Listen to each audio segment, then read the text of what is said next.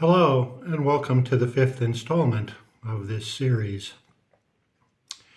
I don't post regularly, obviously. I have no monetary interest in these videos, and so I post when I feel like it. Anyway, I'd like to extend our discussion about the topic I broached in the last video, which is social isolation. It seems to me that many of us crave connection with our fellow human beings, a deep, genuine connection. And yet we sabotage this through other means, through distractions. Do we really want this genuine connection and all of the vagaries that it brings, the emotion, the disagreements which are inevitable? Or do we want to distance ourselves behind this screen? Many people like to attribute this social isolation to the internet and social media. Well, I think those play a role, but they are not the entire cause. I think we have distanced ourselves from each other from before the internet age.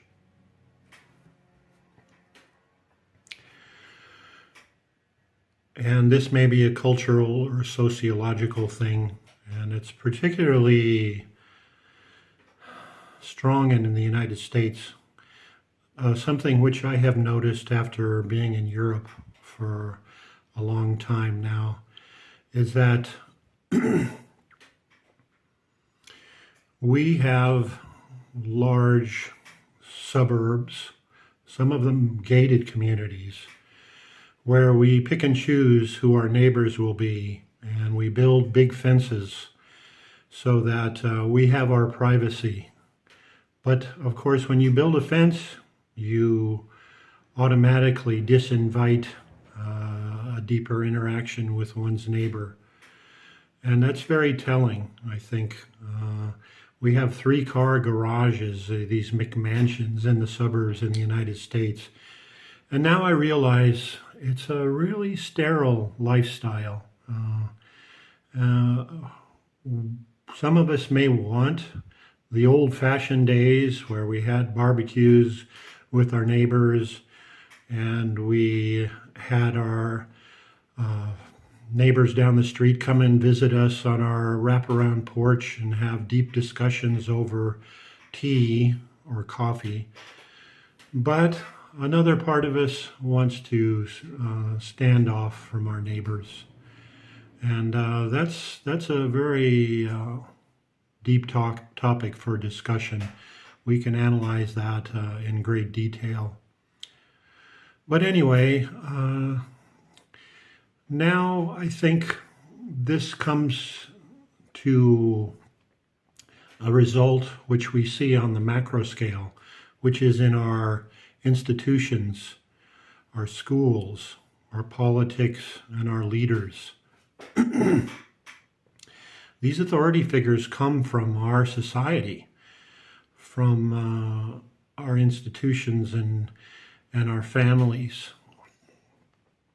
So, to some extent, I think blaming politicians and leaders is hacking at the branches of the problem rather than the root. The root is within us. It's in the human heart. What is it that we really want from life? What are our priorities? We must look within to find the answers to these questions. Otherwise, our politics and our leaders will continue to look after themselves first, the maintenance of their power. And the more they can divide the populace, I think the more they can keep going to the bank. And this applies actually more to what we call the oligarchs, the people that control the money supply in a capitalist system are the ones who really are in charge. And so I don't think we can look to these people for change, unless possibly the boycott. If people were sufficiently motivated to buy fewer Teslas or widgets from whatever source, then these corporations will quickly change their tune. Even if they start making less money than they did last year, they will pay attention, because if you hit them in their pocketbook, they will respond to the populace. And it's sad that we have to use these means in order to enact change. But here we are. This is the capitalist system. And I'm not decrying that system completely, but I think it's out of balance now. In the United States, there used to be more balance between trade unions, labor, and the corporations, and there was some loyalty between the two groups. Now we are in a system that's completely out of balance. The corporations hold the cards. They influence the government, which should be the regulatory part of society. They should be regulating the corporations, but they're not. There's a revolving door. So there's really very little separation between the two. So I don't think we can look to these powers to change in and of themselves. So what do we do? What can we do as individuals? Well, I don't have all the answers to this, but we can change our personal circumstances. Based on my personal experience, I think minimalism is a valuable movement. When I separated from my spouse over a decade ago, I took all my possessions that I could fit in a small car and my dog and moved to another city. After a couple of years, I realized that all the things that I had left with my spouse, I had forgotten about. I didn't even know what she had in the house anymore, which made the light bulb go on and tell me that, well, if I don't remember what these things are, then they can't be that important. They can't be that essential in my life. So I think people should have the basic necessities of life: food, clothing, shelter, security. And these are worthy for fighting for by whatever means. But on the other hand, I think from my generation onward that always had the television, we have been deeply mesmerized or even hypnotized by corporate messaging. And we are told that we need this or that widget to bring us happiness. And ultimately, just like a child throws away a toy, it only lasts for a little while. And so we're left with this feeling of emptiness that we must fill. And for some people, they finally realize that they're never going to fill this emotional void with material things. So what I would recommend to you, if you have the means and the willpower, is to opt out of the system as much as possible, to realize that it is possible to lead a contented life with few things.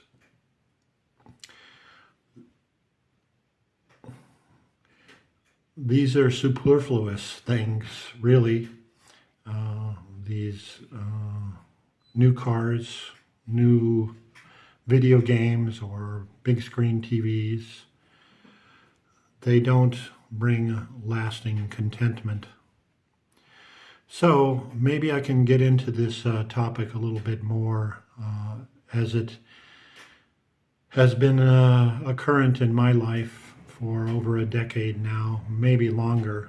I really was never happy with corporate messaging.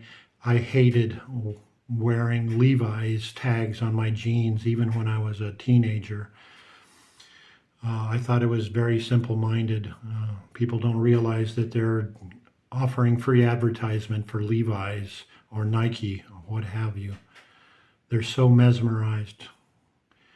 And so I suppose I'm talking to you, the minority of people who are disposed to this message, especially those who are sufficiently disposed to take action to change their lives.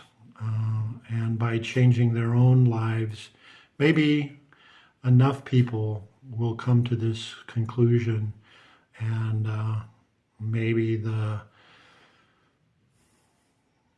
big branches will start falling, and we can change the macro world by changing our inner world. So that's it for now. That may be a lot to digest, but I look forward to speaking with you again and again. I would prefer to have a dialogue here, but I know that's not possible. It's somewhat hypocritical here that I'm using social media to get my message across to you. But there we are. So hopefully you can leave some comments and we can have a dialogue in an indirect fashion. So ciao for now.